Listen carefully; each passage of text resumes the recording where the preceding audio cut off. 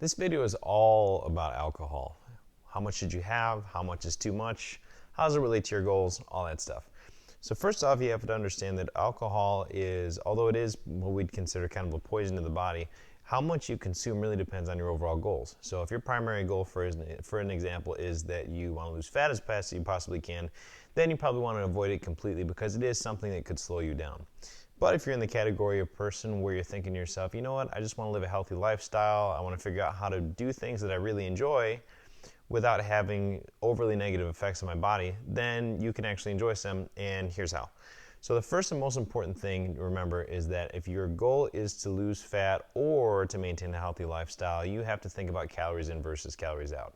So no matter what they say, or no matter what you may think, alcohol on its own has calories. So if you look at the back of a bottle of low carb whatever, a Bud Light or whatever, and it says 0 calories, that's not actually true because they don't have to put the amount of calories that are present in alcohol on the back of the can. They don't have to label it at all. So basically you can look at a beer that has 0 calories, and that's how many, it has 0 calories as far as carbohydrates go, but alcohol is actually pretty calorie dense. So if you're consuming fat, and we'll put fat over here, fat has 9 calories per gram, which means that it's one of the most calorie dense rather, things that you can put in your body. So 9 calories per gram over here versus carbohydrate and protein both have about 4 calories per gram, so a lot lower.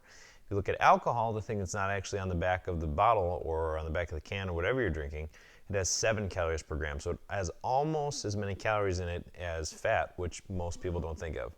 So first and foremost, if you're going to consume some kind of alcohol, you have to remember that no matter what, no matter how it may affect your endocrine system or your hormone balance or anything like that, if you consume an extra 1,000, 1,500 calories a day in just alcohol, you are going to end up accumulating a whole bunch of extra body mass, and that will ultimately lead you, I would imagine, in a direction that you don't want to go. So no matter what you think about hormones and any of that, you have to equate first off how much alcohol you're actually consuming with how many calories you're consuming, and in the end make sure that those both align with your goals. The second part to consider is how much alcohol will actually cause you to have some deleterious effects to your brain and to your body. It's a question I started pondering a little bit more because I was talking with somebody who is a psychiatrist, and we were talking about how people who are alcoholics have an issue with the alcohol ultimately affecting their brain. So it will actually cause your brain to shrink over time if you are an alcoholic. It'll actually mess with the physical structure. And so my next question was, well, if you're going to consume it and it's alcoholics specifically that have this issue with brain shrinkage, then what exactly is the amount of alcohol that starts to cause an issue, and at what point is there a cutoff between we can say you'll enjoy it and the point where it ultimately starts to cause real issues for you? Well, I started doing a little bit more research, and the National Institute of Alcohol Abuse actually defines what low-risk drinking is versus what binge drinking is. It really helps you to understand how much you should actually be consuming. Now, if you remember, first off, consuming alcohol in general, ethanol into your body, is a toxin that your body has to clear.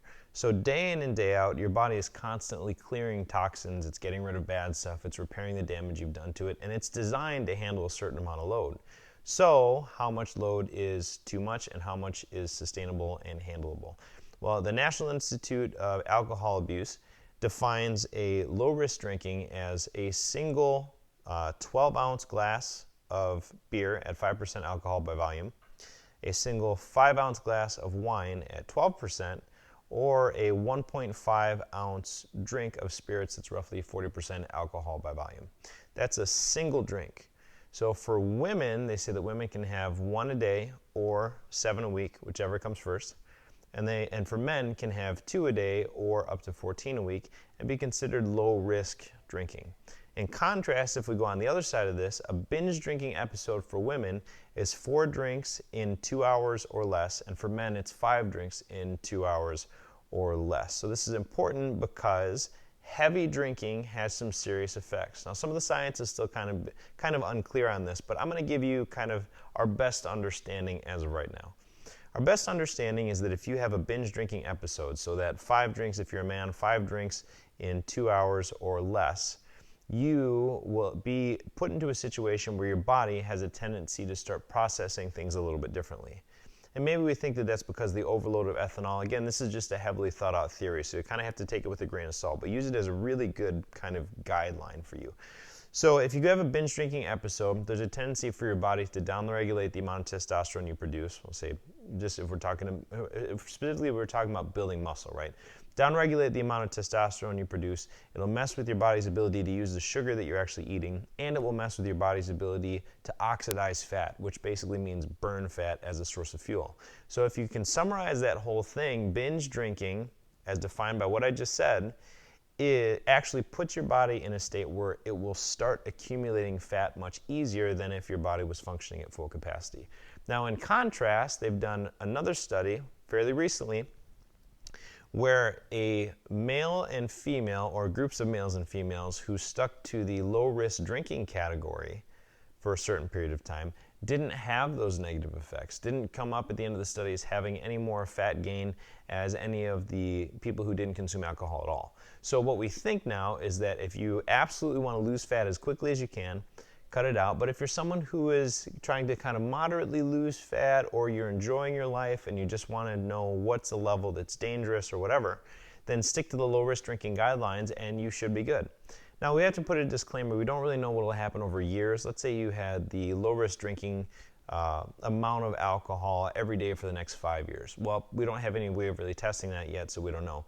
But if you generally stick to the idea of I'm not going to have more than a drink a day if I'm a woman, and more than 2 drinks a day if I'm a man, I'm going to avoid binge drinking as much as possible, and your goal is lifestyle, then you should be okay.